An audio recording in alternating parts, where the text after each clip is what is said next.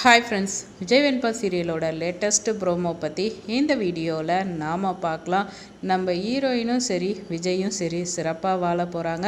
அது நம்ம ராஜேஸ்வரியே பண்ண போகிறாங்க.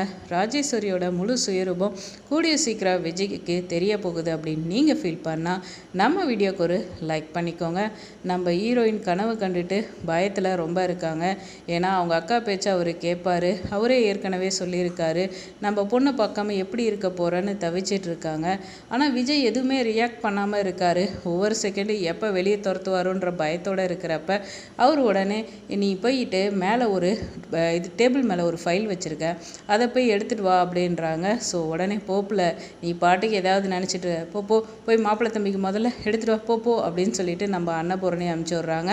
ஸோ அதுக்கப்புறம் இப்போ தான் நம்ம இவர் டிரைவர் ஆகிட்டார் அரவிந்த். ஸோ இந்த நிலையில் வெண்பா பாப்பாவை ஸ்கூலுக்கு விஜயை கூப்பிட்டு போகிறாரு. அந்த இடத்துல நம்ம ஹீரோயின் நின்றுட்டுருக்காங்க. என்னாச்சு, ஏன் இப்படி இருக்க, நீ வண்டியில் ஏறலையா அப்படின்னு சொல்லி விஜய் கேட்குறாரு. ஸோ அதுக்கப்புறம் தயக்கத்தோடையே நம்ம ஹீரோயின் ஏறுறாங்க. அவர் வாயிலேருந்து எப்படா அந்த வார்த்தை வந்துருமோன்ற பயத்தோடையே தான் ஒவ்வொரு செகண்டும் அவங்க இருந்துகிட்டு இருக்காங்க.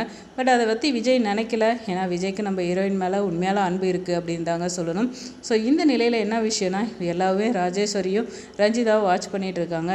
என்ன ராஜிமா இன்னமா இவளை இன்னும் அடித்து துரத்தாமல் மாமாவும் இப்படி பண்ணிகிட்டு இருக்காரு.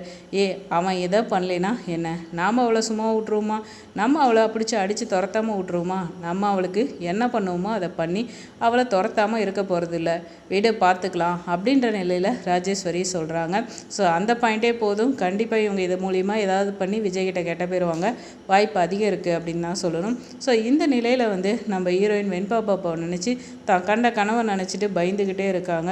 அவர் சொல்லிட்டா நம்ம வெண்பா பாப்பா இல்லாமல் எப்படி இருப்போம் அப்படின்னு தூங்கிட்டு இருக்க வெண்பா பாப்பாவை பார்த்துட்டும் வெண்பா பாப்பாவுக்கு கஸ்டடிக்காக ஜெராக்ஸ் காப்பியை பார்த்து ஃபீல் பண்ணிகிட்டு இருக்காங்க.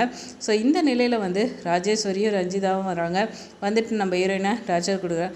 அதாவது பெரியம்மா, இந்த மாடு கூட எருமை மாடு கூட 2 அடி அடித்தா அதுக்கு சூடு சொரணையெல்லாம் இருக்கும்.